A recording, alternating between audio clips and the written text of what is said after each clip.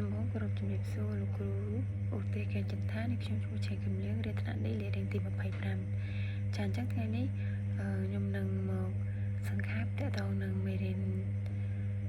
ទី4និងសប្តាហ៍ទី4គឺគោលការណ៍នៃការវិតម្លៃប្រកបដោយគុណភាពចាអញ្ចឹងមុននឹងចូលទៅដល់មេរៀនយើងមានវត្ថុបំណង3ធំទី1បកស្រាយនិយមន័យវិធីសាស្ត្រនិងលក្ខណៈដែលមានប្រសិទ្ធភាពក្នុងការវិតម្លៃសិក្សាតាមរយៈការបង្ហាញរូបជាក់ស្ដែងនិងសមូហផុសរបស់គ្រូឧទ្ទេសបានច្បាស់លាស់ផងដែរកំណត់វិធីសាស្ត្រវិតម្លៃសម្រាប់ការសិក្សាមានដូចជាសុពលភាពនិងភាពជឿជាក់ក្នុងការវិតម្លៃទម្លាប់វិតម្លៃសិក្សារបស់សិស្សប្រកបដោយគុណភាពនិងប្រសិទ្ធភាព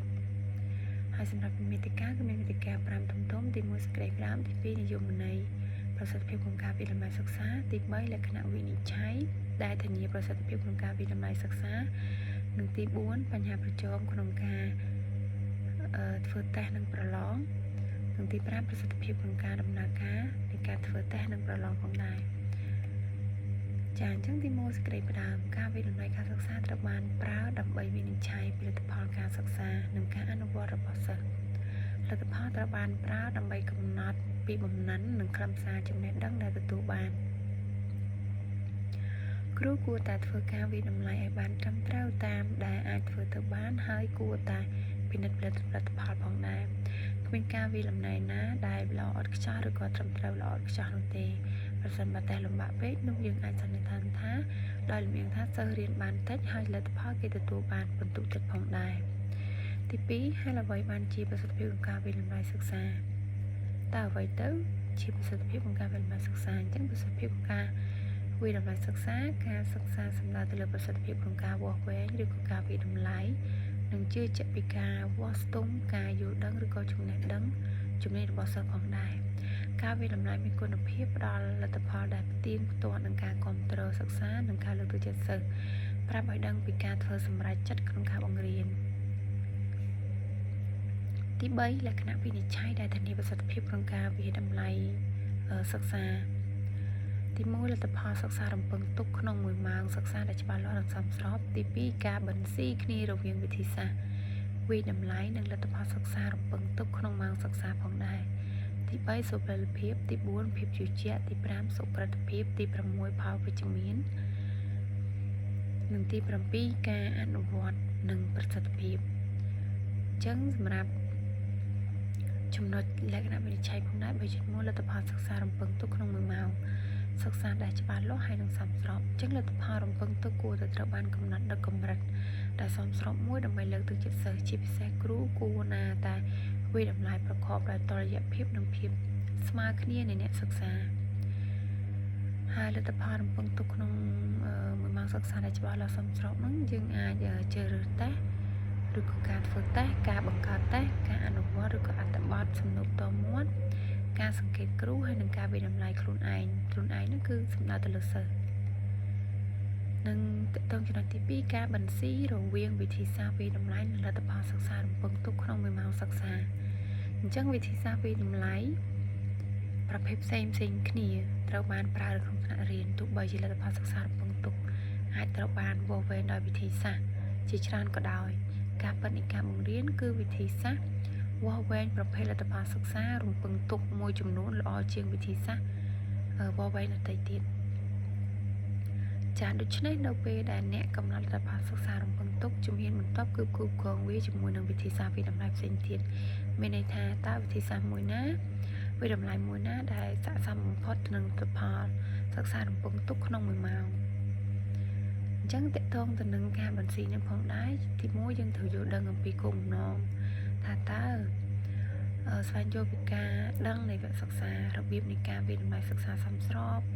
ផ្ដល់ព័ត៌មានត្រឡប់ទៅវិញនិងកំណត់ខ្លឹមសារឲ្យបានច្បាស់លាស់ដើម្បីសម្រេចលទ្ធផលនៃការសិក្សានិងទីមួយទៀតគឺតកតងទៅនឹងកាត់បន្ថយនៃការភាពតានតឹងនិងចំណុចទី2គឺយល់ដឹងអំពីវឌ្ឍនភាពសិក្សារបស់សិស្សមានន័យថាគ្រូត្រូវដឹងពីចំណេះដឹងនិងជំនាញអ្វីដែលបានរំពឹងទុកនៅពេលដែលរៀនមួយវគ្គអញ្ចឹងពិចារណាលទ្ធផលសិក្សារបស់សិស្សនិងការវិតម្លៃនៃវគ្គសិក្សាធ្វើផែនការបន្តបន្ទាប់មកអភិវឌ្ឍកម្មវិធីនឹងបន្តទៀតបើសិនជាការវិតម្លៃហ្នឹងអត់មានប្រសិទ្ធភាពចំពោះពួកគាត់មានសុពលភាព សម្រាប់បានការពង្រឹងការវិតម្លៃដែលសមស្របបវែងបានអញ្ចឹងទៅឬក៏សម្រាប់ការសិក្សារបស់សិស្សក៏ការកសាងវិតម្លៃប្រកបដោយប្រសិទ្ធភាពនៃដំណើរការសិក្សាណែនាំដល់សិស្សឲ្យបានច្បាស់លាស់នៃការបញ្ចប់ការវិតម្លៃដោយជោគជ័យធ្វើលើការវិតម្លៃជាដំណាក់អញ្ចឹងតើយើងមិនស៊ីគ្នារវាងការវិតម្លៃនិងលទ្ធផលសិក្សារំពឹងទុកនោះដោយរបៀបណាអញ្ចឹងយើងអាចទី1គឺពិចារណាដំណាក់កាលនៃការរៀនថាតើសិស្សរបស់អ្នកនឹងនៅកម្រិតណាក្នុងវគ្គសិក្សាណាហើយថាតើការរៀនសូត្ររបស់សិស្សត្រូវបង្រៀនដោយរបៀបណាដើម្បីឲ្យសម្រេចលទ្ធផលសិក្សានៅក្នុងវគ្គបន្ទាប់ហើយតើយើងត្រូវធ្វើការវិតម្លៃអ្វីខ្លះដែលពាក់ព័ន្ធទៅនឹងការវាស់វែងការសិក្សារបស់ពួកគាត់ផងដែរនិងមួយទៀតកំណត់គោលដៅរបស់អ្នកតើអ្វីទៅជាគោលដៅនៃអ្នកសិស្សនឹងការសិក្សារបស់ពួកគេអញ្ចឹងសិស្សត្រូវទទួលបានលទ្ធផលក្នុងវគ្គសិក្សានឹងដោយរបៀបណាតើអ្នកត្រូវធ្វើដូចម្តេចដើម្បីបំពេញកម្រិតជំនាញរបស់គាត់នឹងឲ្យបានច្បាស់លាស់កំណត់ថាតើលទ្ធផលសិក្សារំពឹងទុកសម្រាប់បានដោយរបៀបណាហ្នឹងអញ្ចឹងគឺយើងដឹងហើយតើសិស្សត្រូវធ្វើអ្វីខ្លះដើម្បីសម្រេចការសិក្សាហ្នឹងហើយថាធ្វើម៉េចក្នុងនាមយើងជាគ្រូដើម្បីបង្កើតពេលវេលាសមស្របពេលសិក្សាអំពីវឌ្ឍនភាពនៃការយល់ដឹងរបស់សិស្សដោយរបៀបណាផងដែរនិងមួយទៀតតើតើកំណត់ថាតើការអនុវត្តយ៉ាងដូចម្តេចត្រូវពិចារណាថាតើការអនុវត្តហ្នឹងចាំបាច់មានអីខ្លះតើការសង្កេតនឹងបវវែងនឹងដោយរបៀបណាហើយឧបករណ៍វិតម្លៃដែលសមស្របនិងលទ្ធផលសិក្សានិងដំណើរការសិក្សារបស់សិស្សកំណត់លទ្ធផលសិក្សារំពឹងទុកកំណត់ពីតួនាទីរបស់និក្ខេបបទបង្កើតនិក្ខេបបទឲ្យបានច្បាស់លាស់អនុញ្ញាតឲ្យសិស្សបវវែងវឌ្ឍនភាពរបស់ពួកគេផ្ទាល់អនុញ្ញាតឲ្យសិស្សវិតម្លៃសមត្ថភាពក្នុងការពិចារណានៅពេលដែលពួកគេអនុវត្តការវិតម្លៃនោះផងដែរនិងចំណុចទី3តកតងទៅនឹងភាពជឿជាក់ព័ត៌មានឬក៏ទិន្នន័យដែលជឿទុកចិត្តបានជាទិន្នន័យដែលមានភាពត្រឹមត្រូវអាចទុកចិត្តបានសំដៅលើស្ថិរភាពឬក៏ស៊ីសង្វាក់គ្នានៃការធ្វើតេស្តឧទាហរណ៍ទាំងមួយម៉ាត់ជាឧបករណ៍ជឿជាក់បានក្នុងការវាស់ស្ថានភាពបានត្រឹមត្រូវអញ្ចឹងលទ្ធផលរបស់កំហុសឬក៏ទិន្នន័យដែលទទួលបានមានលក្ខណៈដដែលឧទាហរណ៍ថាតាមរយៈរូបភាពមានរូប3គុណក្មេងគាត់ឡើងនឹងថ្លឹងគីឡូរបស់គាត់អញ្ចឹង1 2 3អញ្ចឹងទៅអញ្ចឹងយើងអាចសន្និដ្ឋានបានថាទម្ងន់របស់កុមារមានភាពជឿជាក់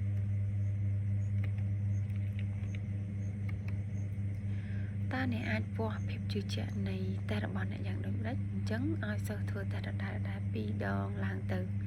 ឬក៏ករណីទំនាក់ទំនងរវាងតេស្តលើកទី1ហើយនិងតេស្តលើកទី2និងចំណុចមួយទៀតតើអ្នកត្រូវធ្វើដូចម្តេចដើម្បីឲ្យតេស្តរបស់អ្នកកាន់តែមានភាពជឿជាក់ចាអញ្ចឹងបង្កើតសំណួរដែលមានលក្ខណៈចម្រុះពហុចម្លើយបំពេញចន្លោះគូកងអញ្ចឹងទៅដើម្បីគ្រប់គ្រងនៃគោលបំណងការធ្វើតេស្តប្រើសំណួរសមស្របទៅនឹងពេលវេលាបង្កើតការកែប្រែសម្រួលវិធីក្នុងការឆ្លើយសំណួរតើអ្នកត្រូវធ្វើដូចម្តេចទៀតអញ្ចឹងធានាថាអ្នកចូលរួមមានលៀបស្វមនឹងការធ្វើតេស្តបង្កើតសំណួរតេស្តដែលតកតងទៅនឹងវត្ថុបំណងនៃការរៀនអញ្ចឹងនៅពេលដែលតេស្តគ្មានភាពជឿជាក់តើនឹងមានផលប៉ះពាល់អវិជ្ជមានអ្វីខ្លះកើតឡើងអញ្ចឹងសិស្សដែលមករៀនដល់ថ្ងៃយកចិត្តទុកដាក់បំពេញកិច្ចការស្រាវជ្រាវនិងរៀបចំខ្លួនសម្រាប់ការវិតម្លៃហើយទទួលបានពិន្ទុខ្ពស់ដោយសិស្សដែលមិនបានត្រៀមខ្លួនទេគាត់ធ្វើទៅមិនតកតងនឹងអ្វីដែលគាត់រៀនមកគាត់អត់បានមករៀនអញ្ចឹងទៅតកតងនឹងសុពលភាពឧទាហរណ៍សាស្ត្រាចារ្យ Kelly បានលើកឡើងថាតេស្តមានសុពលភាពប្រសិនបើវាតេស្តនៅអ្វីដែលគេចង់តេស្តនិងឆ្លុះបញ្ចាំងអ្វីដែលគេបានតេស្តផ្អែកលើការពិតឬក៏ហេតុផលអាចទទួលបានក្រៅពីការស្រាវជ្រាវផ្នែកស្ថិតិភាពជឿទុកចិត្តនិងសុពលភាព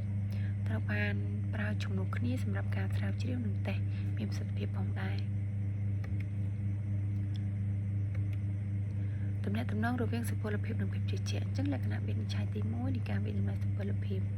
តែមានសុពលភាពប្រសិនបើយើងវាស់វែងអ្វីដែលបានរំពឹងទុកតែមានសុពលភាពវាក៏មានភាពជឿជាក់ផងដែរតែមានសុពលភាពនិងភាពជឿជាក់ព្រោះវាវាស់នៅអ្វីដែលសិស្សបានរៀននៅសាលាទោះជាយ៉ាងណាក៏ដោយតេស្តដែលមានភាពជឿជាក់មិនសុទ្ធតែមានសុពលភាពទេឧទាហរណ៍បើសិនបើចិញ្ចៀនអាចទុកចិត្តបានវាប្រាប់អ្នកនៅទម្ងន់ដូចគ្នារាល់ពេលដែលអ្នកឡើងថ្លឹងលើចិញ្ចៀនណាទម្ងន់របស់អ្នកមិនផ្លាស់ប្ដូរទេទោះយ៉ាងណាក៏ដោយបើសិនបើចិញ្ចៀនដំណើរការមិនត្រឹមត្រូវលេខនេះមិនអាចមានទម្ងន់ពិតទេ សុពលភាពនៃការតេស្តគឺអាស្រ័យលើការប្រឡងដែលឆ្លើយតបទៅនឹងវត្ថុបំណងនៃមេរៀនដែលបានបង្រៀនហើយដែលសិស្សត្រូវបានធ្វើការវិនិច្ឆ័យដូច្នេះយើងគួរតែពិចារណាពីទំនាក់ទំនងធាតុ3គឺវត្ថុបំណងការបង្រៀននិងការវិនិច្ឆ័យការវិលំឡាយគួរតែស៊ីគ្នាជាមួយនឹងវត្ថុបំណងនៃការរៀនព្រោះនោះគឺជាអ្វីដែលការវិដំណ័យត្រូវសន្មត់ថាបានបោះវែងការវាស់ពីសុពលភាពរបស់តេស្តគឺជាកម្រិតដែលសំណួរតេស្តស៊ីគ្នាទៅនឹងវត្ថុបំណងនៃមេរៀនលក្ខណៈវិនិច្ឆ័យនៃសុពលភាពខ្លឹមសារនៃវត្ថុបំណងទាំងអស់ត្រូវបានវាស់វែងសំណួរតេស្តទាំងអស់វាស់ពីវត្ថុបំណងសំណួរតេស្តទាំងអស់ត្រូវនឹងសកម្មភាពលក្ខខណ្ឌលក្ខណៈវិនិច្ឆ័យដែលបានគ្រោងទុកចំនួននៃសំណួរតេស្តក្នុងវត្ថុបំណងនៃមេរៀនទី1ត្រូវនឹងមានសារៈសំខាន់គោលបំណងរបស់មេរៀននោះសុក្រិតភាពតម្លាភាពមានទំនាក់ទំនងយ៉ាងច្បាស់អំពីអ្វីដែលនឹងត្រូវធ្វើតេស្តនិងរបៀបដាក់ពិន្ទុដើម្បីធានាថាការវាស់វែងនិងអំពីការយល់របស់សិស្សដែលរំពឹងទុកឱកាសដើម្បីសិក្សារៀនសូត្រធានាថាសិស្សមានពេលវេលាធនធានគ្រប់គ្រាន់និងវិធីសាស្ត្របង្រៀនដែលមានភាពសមស្របសម្រាប់ការសិក្សារបស់សិស្សជាវាផ្នត់កំណត់ក្នុងការវិតម្លៃសិស្សដោយផ្អែកលើគោលជាពុទ្ធសាស្ត្រឬព្រៀងបោះសម្បល់អញ្ចឹងទៅជាវាការលំអៀងលើកិច្ចការឬក៏ដំណើរការវិតម្លៃភាពលំអៀងត្រូវបានកាត់បន្ថយដោយមានអ្នកផ្សេងជួយពិនិត្យហើយនឹងវិតម្លៃជួយគ្រប់គ្រងសិស្សដែលមានតម្រូវការពិសេសនឹងចូលចំណុចទី6ផលវិបាកវិជ្ជមានប្រសិទ្ធភាពនៃការវិតម្លៃដែលមានផលជាវិជ្ជមានចំពោះគ្រូបង្រៀនការបង្រៀននិងសិស្សចឹងចំពោះគ្រូបង្រៀនការវិតម្លៃទាមទារឲ្យយើងចងចាំនៅការពិតនិងវិតម្លៃទាមទារនៅបង្ហាញហេតុផលផងដែរចំពោះសិស្សការវិតម្លៃចឹងយើងអាចមានសំណួរពូជឿសិស្សចងចាំព័ត៌មានតែងសេចក្តីឬក៏ចំណាយសរសេរបែបវែងការដោះស្រាយបញ្ហាមានថាជំរុញទឹកចិត្តសិស្សឲ្យគិតនិងអនុវត្តអ្វីដែលគេបានរៀនតើអ្នកយល់ថាតើការវិតម្លៃមួយណាដែលល្អជាងថាសំណួរពូជឿតែងសេចក្តីឬក៏ដំណោះស្រាយបញ្ហាអញ្ចឹងក្នុងនាមយើងទាំងអស់តំណែងតំណងសិស្សមានការលើកទឹកចិត្តច្រើនក្នុងការសិក្សាពីអ្វីដែលបានវិតម្លៃនិងការដាក់បន្ទុកនិងការវិតម្លៃមានឥទ្ធិពលលើវិធីដែលសិស្សស្គាល់គ្រូហើយផ្ដល់ឲ្យពួកគេនៅយល់ដឹងថាគាត់យកទៅទុកដាក់អ្វីដល់កម្រិតណា